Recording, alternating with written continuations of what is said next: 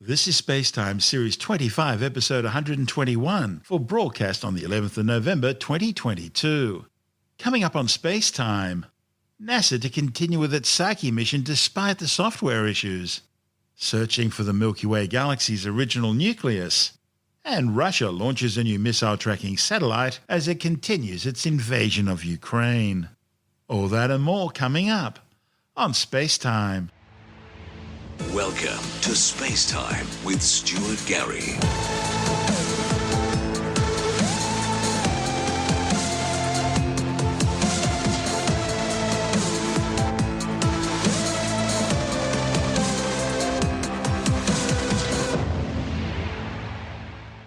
NASA has decided to go forward with its Psyche mission, with a new launch window opening on October the 10th next year.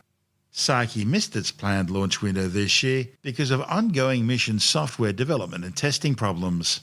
The software for the spacecraft's guidance, navigation and control system was completed several months late, and engineers then ran into problems configuring the testbed simulations at NASA's Jet Propulsion Laboratory in Pasadena, California, which were needed to verify that all software functions were ready for launch. The delays triggered an internal review, looking at whether the mission would be able to resume once these issues were overcome, or whether it should all be simply aborted. The continuation termination review was informed by a project proposed mission replan and a separate independent review commissioned by NASA, which investigated the causes for the delay. That review board has yet to release its findings. Meanwhile, mission managers are continuing to complete testing of the spacecraft's flight software in preparations for the new launch date in 2023. The new flight profile is similar to the original one planned for August 2022, still using Mars as a gravity assist in 2026 to fling the spacecraft out into the asteroid belt and to its target, the asteroid Psyche. With an October 2023 launch date, the Psyche spacecraft will arrive at the asteroid 16 Psyche in August 2029 to perform 21 months of science research. NASA selected the Psyche mission in 2017 to investigate the previously unexplored metal-rich asteroid 16 Psyche. The asteroid was thought to represent the exposed differentiated core of a protoplanet which had somehow lost its mantle and crust. However, follow-up observations have now raised questions about that original hypothesis. Still, 16 Psyche is the largest and most massive M-type asteroid known. M-type asteroids contain higher concentrations of metal phases such as iron and nickel compared to other asteroids, and are widely thought to be the source of iron meteorites. The 220-kilometre wide Psyche asteroid contains a full 1% of the total mass of the entire main asteroid belt between Mars and Jupiter. Now, if it's not an exposed protoplanetary core, then 16 Psyche could be a differentiated asteroid that's undergone extensive ferrovolcanism, quite literally turning itself inside out. Another possibility is that this asteroid was disrupted and then gravitationally reaccreted into a mixture of metal and silicate. In that case, its parent body may well have been from the mesosiderite class of stony iron meteorites.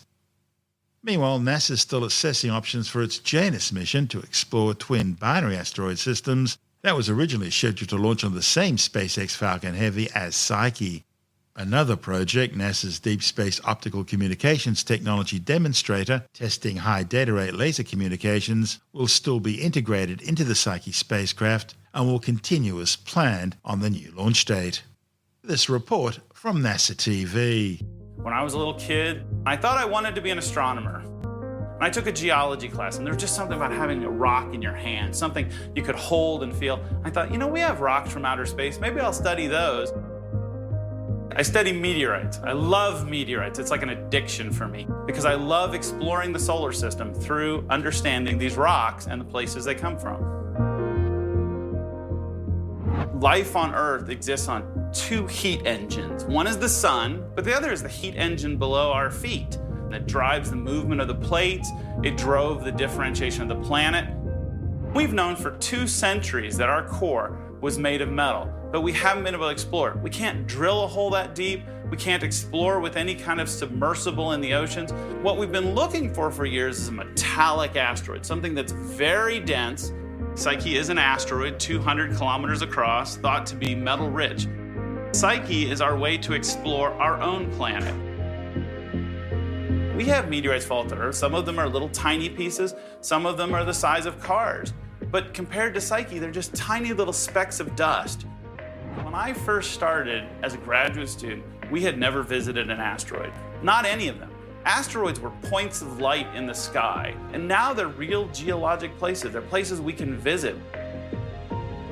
More than the awe, more than the wonder, so we have this responsibility to do this right. And that's why this part is so important, what we're doing right now, designing these instruments, because that will determine whether we get the data that graduate students 10 years, 20 years, 30 years from now will learn things about this asteroid that we can't even imagine today. It's the journey of a lifetime, and I didn't want to miss it.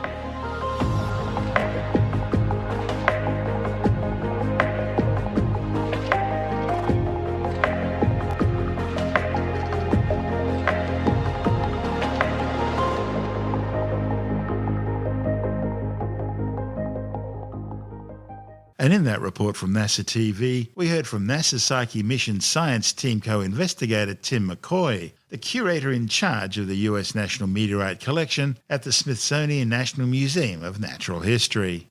This is SpaceTime. Still to come, searching for the Milky Way galaxy's original nucleus, and SpaceX launches its most powerful operational rocket, the Falcon Heavy. All that and more still to come on SpaceTime.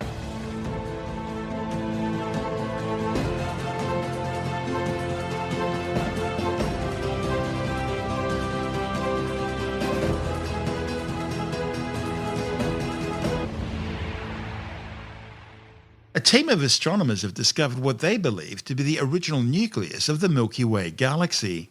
Their findings, reported on the pre-press physics website archive.org, help support the idea that a nucleus of the Milky Way's original stars exists somewhere buried deep in the centre of our galaxy.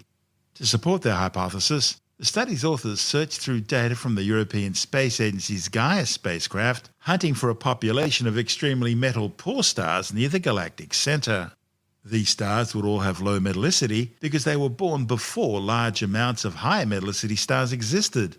Astronomers regard all elements as metals other than hydrogen and helium, the primary elements created in the Big Bang 13.82 billion years ago. All the other elements in the universe were mostly produced in stars, either during their lives or when they died. And so, as more and more stars evolved in the universe, the amounts of metals they contained increased. The Milky Way galaxy is thought to have formed around 12.5 billion years ago, and so its earliest stars should be extremely metal-poor. So, by focusing their search on stars composed mostly of hydrogen and helium, located towards the constellation Sagittarius, which is in the direction of the galactic centre, the study's authors were able to isolate a nucleus of around 2 million stars. Using computer algorithms to help them sift through the data, the scientists identified a cluster of around 18,000 stars near the centre of the galaxy which have less than 3% metallicity compared to the stars further away. The authors then monitored the movement of these stars compared to surrounding stars and pinpointed the location of what should be the centre of the galactic disk. Their measurements suggest that this cluster makes up just 0.2% of the mass of the entire Milky Way galaxy. This is SpaceTime. Still to come, SpaceX launches its most powerful operational rocket, the Falcon Heavy. The Kremlin launches a new missile tracking satellite as Russia continues its war against Ukraine. And later in the science report, a new study has found that poor sleep quality has been linked to an increased risk of glaucoma. All that and more still to come on SpaceTime.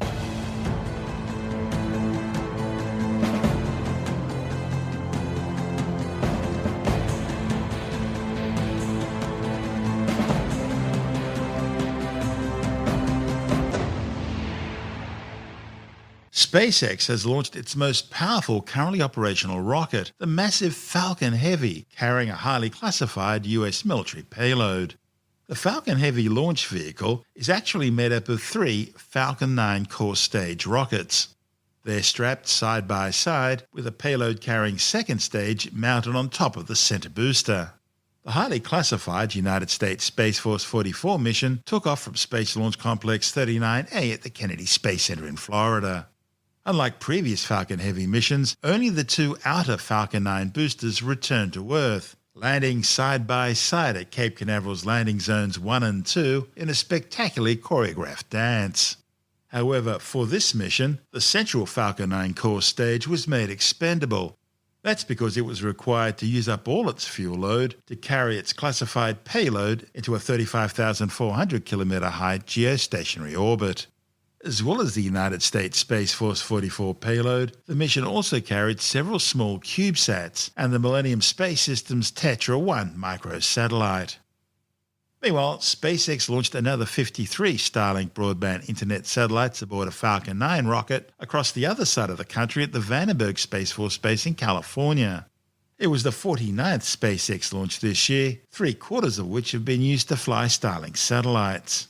It was also the 65th overall Starlink mission so far, and once its payload was deployed, it meant that 3,558 Starlink satellites are now in orbit, much to the chagrin of astronomers who are finding them getting in the way of their important scientific research. The Kremlin has launched a new missile tracking satellite as it continues its invasion of Ukraine. The spacecraft was launched aboard a Soyuz 21B rocket from the Plesetsk Cosmodrome 800 kilometers north of Moscow. While Russia wouldn't provide any details of the new launch, the mission's trajectory suggests the payload must have been a Q-pole missile tracking satellite. These satellites use high-resolution infrared scanners to detect the hot rocket exhaust plumes of missile launchers. They can then track the missiles through much of their flight in order to determine where they're likely to land. The spacecraft was placed in the Molniya orbit. These are highly elliptical orbits designed to increase a spacecraft's dwell time over a specific hemisphere. This is SpaceTime.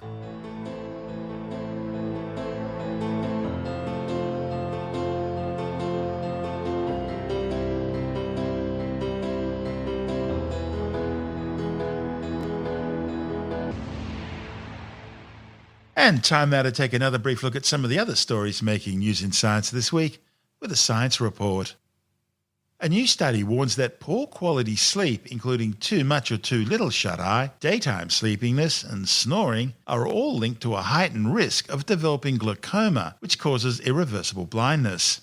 The findings, reported in the British Medical Journal, looked at data from more than 400,000 people across the UK who are aged between 40 and 69 when recruited and provided details of their sleep duration and quality.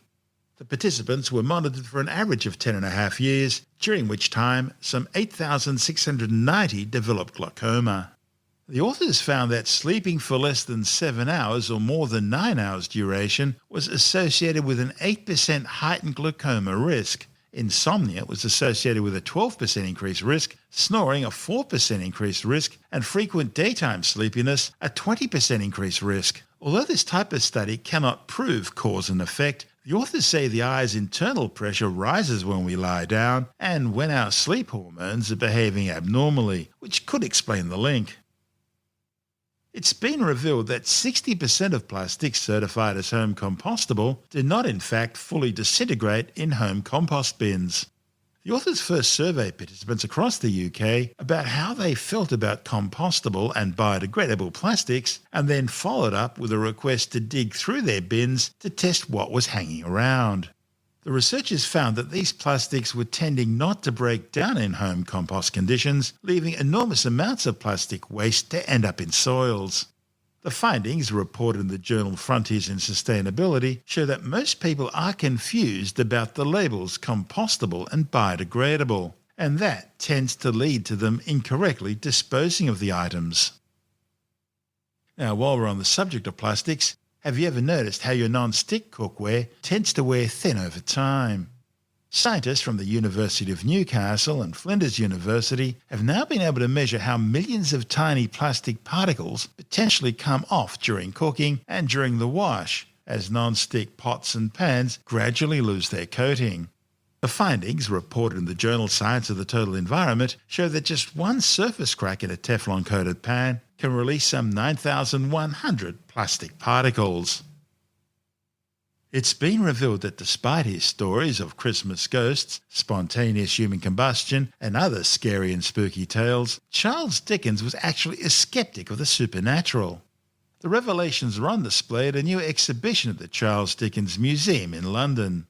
Tim Mendham from Australian Skeptic says Dickens was pragmatic. He knew what his readers liked and wrote to meet the popular culture of the time. Charles Dickens was a writer in the 1800s. He was a highly successful writer, obviously, and he knew how to get people's interest. He wrote well. He wrote, as the books were published in those days, they were serialized, so he kept people with their sort of cliffhanger endings of each chapter, etc., to make people come back and buy the next copy of the magazine they were published in. And he was very successful at doing that, and he understood what people were interested in. So he covered a lot of different aspects of real criticism of society to more fun and adventure type things. And in his fun and adventure type things, he included paranormal aspects. And they said he had about 20 or so spooky stories that he published. The most famous one is the Christmas Carol with the ghost of Christmas past, present and future. But he was able to separate his business world from his skeptical beliefs. Absolutely. Yeah. I mean, it might have seemed like he was sort of believing in the ghost stories and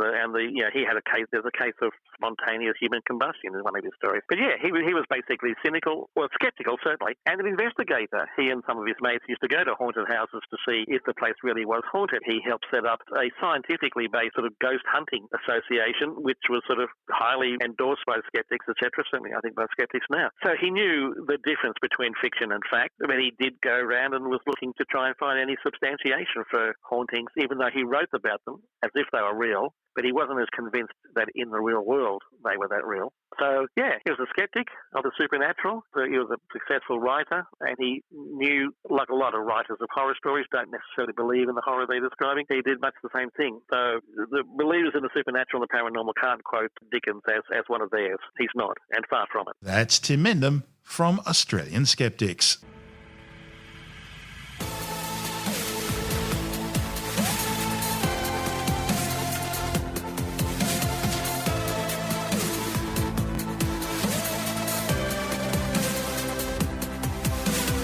And that's the show for now.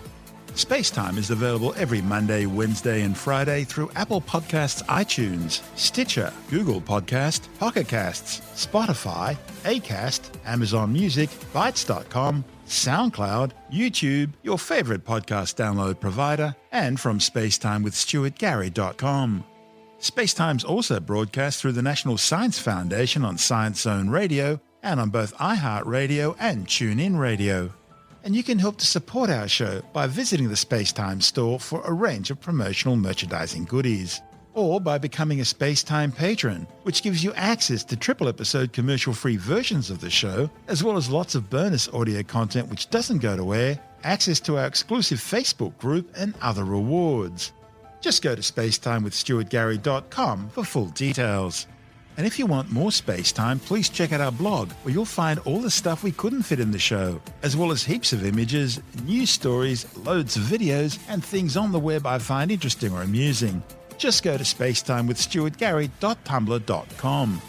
That's all one word, and that's Tumblr without the E. You can also follow us through @StuartGary on Twitter, @SpaceTimeWithStuartGary on Instagram, through our SpaceTime YouTube channel, and on Facebook, just go to facebook.com/SpaceTime with Stuart Gary. And SpaceTime is brought to you in collaboration with Australian Sky and Telescope magazine, your window on the universe. You've been listening to SpaceTime with Stuart Gary.